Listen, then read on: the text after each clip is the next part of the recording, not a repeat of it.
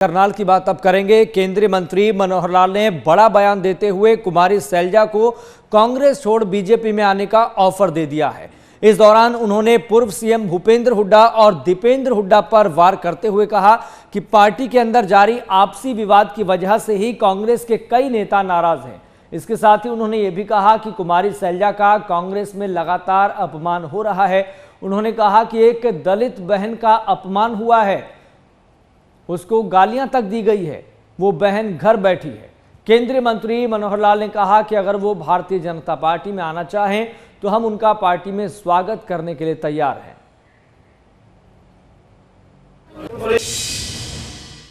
उनकी भी इच्छा है, इच्छा सबकी हो, कोई बात नहीं, लेकिन और किसी की इच्छा हो जाए तो उससे अपमानित करने का उदाहरण इससे बड़ा नहीं हो सकता कि एक हमारी दलित बहन, आखिर दलित समाज, अनुसूचित जाति का समाज सब चिंता करते हैं उसकी, चाहे कोई भी पार्टी हो।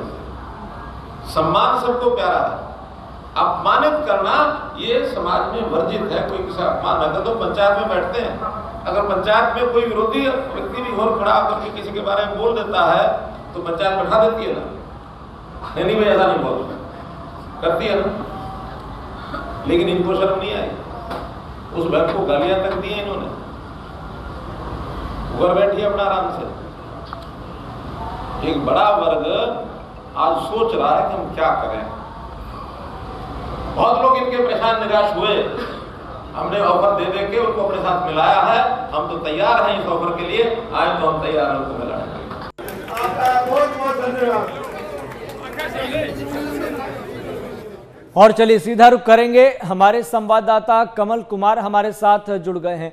कमल, भारतीय जनता पार्टी कहीं ना कहीं फोकस इस बात पे किए हुए है कि कैसे बीजेपी में एक बड़ा दलित चेहरा शामिल हो जाए, लेकिन क्या अभी कांग्रेस खेमे से कोई प्रतिक्रिया सामने आई है और ये बात उठी ही क्यों?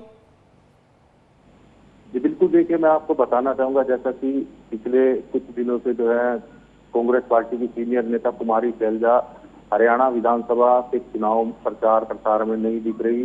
तो बीते दिनों हमारी जो कांग्रेस के विधायक हैं करनाल के असम से शमशेर सिंह जोगी, उनसे जब बातचीत हुई थी तो उनसे पूछा गया तो उनका साफ तौर पर यही कहना था कि उनके नॉमिनेशन पर भी जो है कुमारी शैलजा आई थी और अब भी जो है उनके लिए प्रचार करने जरूर आएंगी। लेकिन जो बीजेपी पार्टी समेत अन्य पार्टी है वो कहीं ना कहीं इस बात पर सवालिया निशान जरूर खड़े करते हुए नजर आ रही है।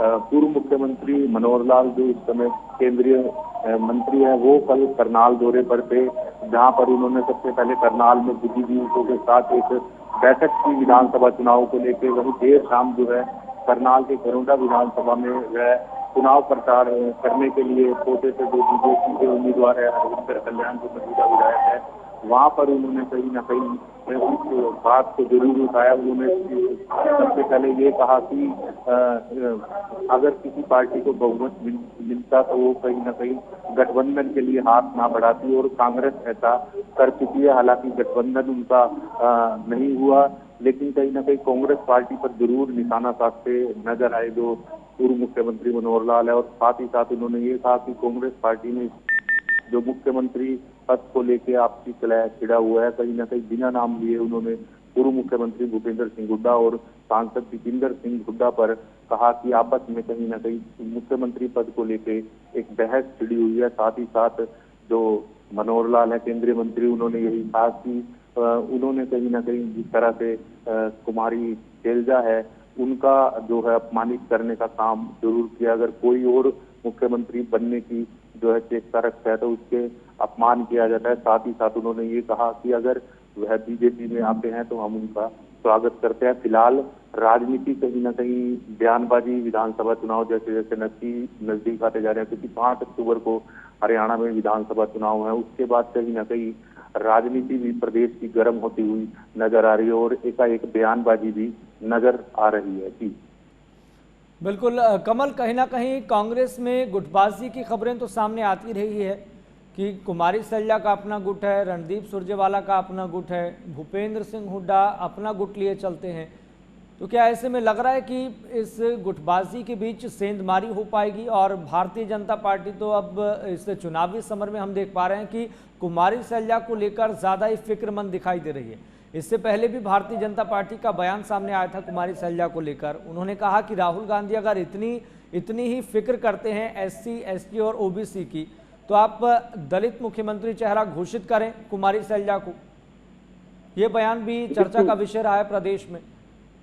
जी बिल्कुल, देखिए मैं आपको बताना चाहूंगा, इससे पहले भी इस तरह की जो है बीजेपी पार्टी की तरफ से बयानबाजी जो है आ चुकी है, लेकिन फिलहाल इस बारे में जो बात की जाए तो अभी हमारे जो स्थानीय नेता हैं, बात मैंने आपको पहले भी बताई, स्थानीय विधायक है असम से शमशेर सिंह गोगी, उनसे बातचीत जरूर हुई है, अन्य नेताओं से अभी बातचीत नहीं हुई। लेकिन कहीं ना कहीं जिस तरह से कुमारी सैलजा कांग्रेस पार्टी में एक अच्छी पैठ रखती है और सीनियर नेता है, मिलनसार नेता है, अपने कार्यकर्ताओं का जो है मान सम्मान जरूर करती है।